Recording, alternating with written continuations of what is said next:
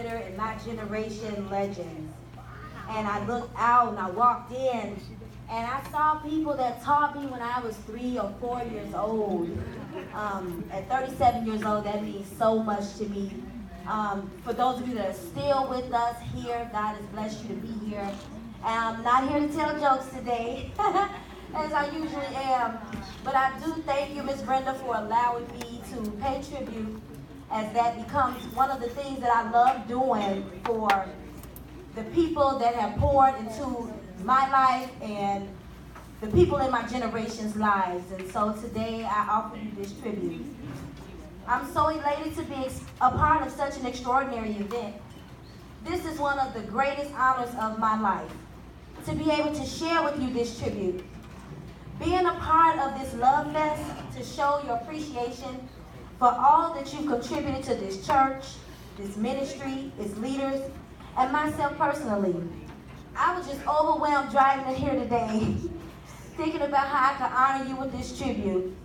So the Lord gave me this title, to hold you up in my heart, we speak your name.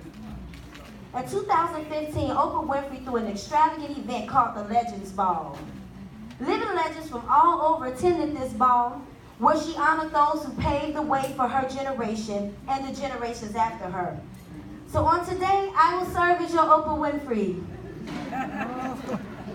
This indeed is a Legends Ball, because when I look around the room, I still see so many living legends living among us today. Growing up here at Fellowship has been nothing but amazing. Fellowship has served as the foundation of so many of our Christian walk. Our leader, Reverend Dr. Clay Evans, has served as an astounding founder and pastor. I get so emotional when I think about how fortunate I am to have come up under such a strong foundation and ministry. As I reflect that all that many of you have meant to this ministry, I want to convey my gratitude by saying this. I thank you that I have so many wonderful ship stories to share with my children. I thank you for teaching, loving, caring, chastising, and correcting me in love. I'm so grateful to each and every one of you that my children's children will no longer have to scroll through the internet to find someone to admire. They will no longer have to scroll through the history books to find legends to talk about for years to come, because I've sat under some of the greatest. Now, I've never had the pleasure of meeting Dr. Martin Luther King Jr. He's known as a great dreamer, father of the civil rights movement. But that's okay, because I was brought up under the Reverend Dr. Clay Evans. Great visionary, great godfather. He is also known to many as the Black Pope. So on today, I speak your name, Reverend Dr. Clay Evans. I've never met First Lady Jackie Onassis or First Lady Michelle Obama, great women with such dignity, grace, and class, but that's okay, because I've had the same class and dignity in our First Lady. So today, I speak your name, Miss Luther May Evans. I've never met Mary McLeod Bethune, the great educator and founder of private school for African American children. But that's okay, because I was fortunate enough to have the best of Christian education through several Bible scholars and teachers. So today, I speak your name, Miss Walterine Johnson and Miss Eleanor Manning. I've never met Miss Albertina Walker or Shirley Caesar, both great gospel legends. But that's okay, because I came up listening to the most wonderful hymns. My love of gospel music was nurtured through you. Many of the hymns that bring me through rough patches this time in my life to this day. So I speak your name, Miss Ludella Evans Reed. I've never met Bessie Coleman, the first Black woman pilot. But because through you, I've sat and learned about the importance of traveling the world, seeing different things, broaden my horizons. And so I speak your name, Miss Patricia Dixon. I've never met Maya Angelou before. Great speaker, writer, and poet. But that's okay, because I've been trained by the best speakers and writers. So I speak your name, Miss Martita McKee Hines, Reverend Deanna James, the late Lois Precious McKee, for showing me what it truly means to serve. Serve families, our communities, our church. I watched you diligently care for the late Lucille Godmother Loman all those years. You taught me to pour into the lives of those who have poured into me. I speak your name, Miss Arlene Lewis. For your dedication to the Pastor's Aid Club in your absence, Miss Mary Floyd. I speak your name for your sweet spirit, showing us what it is to maintain strength even in your loss. So I speak your name, Miss Minnie Wilson. While listening to Fellowship's album on the way here, I heard the Reverend Dr. Clay Evans speak these words. I see a miracle. I was immediately reminded of how you've overcome. You've exhibited a quiet strength, unshakable faith. You showed us what it is to fight through the odds. So when I see you, you're one of the bravest women that I know in my life. So I speak your name, Miss Maureen Webb. Your quiet strength, pressing through while you were sick, ill, in recovery. You showed us what it's like to hold on. So when I see you, Linda Sharp Pullum, I see a miracle. So I speak your name. For showing women how to carry themselves, teaching us that our gifts will open doors for us. I've watched you on the picket lines fighting for important causes that were important to you. So as a union official myself, while on the picket line fighting for others, I speak your name, Miss Ann Harris. For your sweet spirit, for your jazzy ways, for loving us, hugging on us, cooking for us, I speak your name, Miss Bessie Tinsley. Miss Odessa Leonard, for your faithfulness, for your steadfastness, your wit, your charm, your wonderful sense of humor. I speak your name, Mr. Julius Webb. I've watched you serving in this church my entire life. You're a living example of what it means to be on the battlefield for the Lord. I speak your name, Miss Lottie Pinckney and Miss Laura Foles.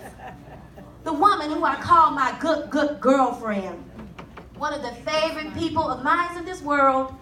I have seen your faithfulness, showing that we can press, serve in ministry till we're not able to do it anymore. So I speak your name, Miss Doris Calvin. I've never met Lord Hansberry, the great writer and producer, but that's okay, because I came up under the teaching, so I speak your name, Miss Beverly Tatum, Miss Mona Johnson, Miss Brenda Estes. So as you all can see, the best way that I can honor you, each and every last one of you, is to continue to speak your names. So my children's children know what a ship I came under. Miss QT Dixon, for your faithfulness. Miss Ann Warren, for teaching us class. I speak your name so that the tween ministry knows the history that they're coming up under. Miss Darlene Shepherd, I'll speak your name so that women that want to be in business can know that they can too do that. I speak your name, Doris York, for holding up the family's business and your father's legacy. It's much to be applauded. Many, each and every one of you. This is important to me, so that these tributes don't just become words of comfort to your family in your absence. Mr. Albert Smith, I speak your name. I've seen your faithfulness for the past 35 years. I'm only 37. I've watched you a long time. So in case you're wondering, in case you want to know, in this lifetime, have I affected anybody? Have I touched anybody's life? Has anybody watched me and want to be like me? Miss Elizabeth Williams, I speak your name. So you don't have to worry. You've done a good job. You've left behind a legacy greater than Leontine Price. It's greater than Della Reese. So I don't have to know celebrities. I don't have to know stars, because in my eyes, you're my stars. Miss Brenda Smith, I thank you. I speak your name for reminding me to give people their flowers while they can smell them. It's important to speak these words while you can hear them. You've taught young women so much about giving back. You've shown us what it is to reach back for the seniors, because they need love. You, Miss Brenda Smith, are the real tribute. So I speak your name amongst everybody else in your ministry that's helped you. I speak your name, Miss Frances Toll, Diane Joyce, Wilhelmina Atkins, Jackie Woods, my girlfriend, Millie Smiley, Miss Elizabeth Williams, Deacon Joed Dixon, Deacon James Dixon, Mr. Bill Brown, Deacon Pugh, Mr. Johnny Woods, Mr. Lloyd Hopkins, Deacon Mike Gilliam, George Reed, Deacon Romeo Woods, and the list goes on and on. I'll continue to speak the names of those that are gone. I'll continue to write those tributes. But what has become more important to me is before I'm standing there saying a tribute, when you can't hear it, is that you know it and you hear it from my heart. And so I'll never stop speaking your name. Thank you.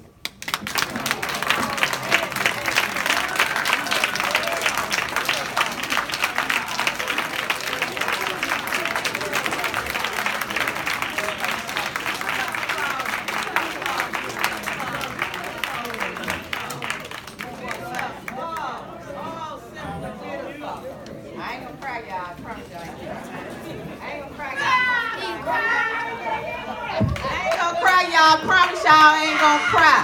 But that was simply beautiful, simply beautiful, simply beautiful, simply beautiful.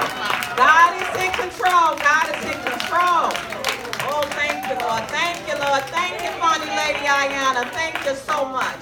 So how this came about is I'm on Facebook because me being a senior ministry coordinator, I have to keep up with the young folks. So, you know, they on Facebook. So I'm on Facebook and I see Ayanna on Facebook, and every time I see her, you know, she's doing something. She's so funny to me. She make my day most of the time. And I'm just laughing. And so as I see her on Facebook, and every time somebody transition and go home to glory, she has one fabulous resolution, y'all. Yes, and the resolutions just keep on coming and coming and coming, and reminds you of those people and who they were to you and how they impact your life and what they taught you, what they shared with you, what they showed you. So as the Holy Spirit started working with me about this event that I do every year, because I try to do something different to show the love and share the love, and I said, oh, I thought about Reverend Clay Evans. Reverend Clay Evans always told us and taught us, as my mom and my dad, to give people their roses and their flowers while they're living so that they can smell them. And then my cousin, when my cousin transitioned, this is my cousin here, the matriarch of the Scott family, my cousin Addie Scott. And I thank God that she came out to share. I went to her brother's funeral, and they had the part I meant to, and that's where the poem came from. And I kind of just changed the words around a little bit so that it could work for what we were doing here today. Because we don't ever want to say we meant to. We want to do it now while we're doing it. So, Miss Ayanna Dixon, I just want you to know that I love you truly and dearly, and I need you to come back up here because I would like to salute you as well and honor you because you are just so precious. And your gift will make room for more. You keep letting the Lord use you. You keep sharing, and you keep growing, and you don't listen to the naysayers. You do what the Lord gives you to do. You do what the Lord gives you to do. You surrender your all. You just lift your hands up before God, and He will take you to a level where you have never, ever imagined. So I love you so much, and I just want to honor you for the tributes that you do, for the resolutions that you do on Facebook, and I want to honor you for coming here before the saints that's still living, that you can honor them in the way that you honored them. Oh my God, the way that you honored them, you know, He just let it flow. He just let it flow, and as I told you, as I invited you, I told you that no worries. I'm not concerned about what you do or how you do it, because I know you're going to bring it, and you brought it. I love you. I love you.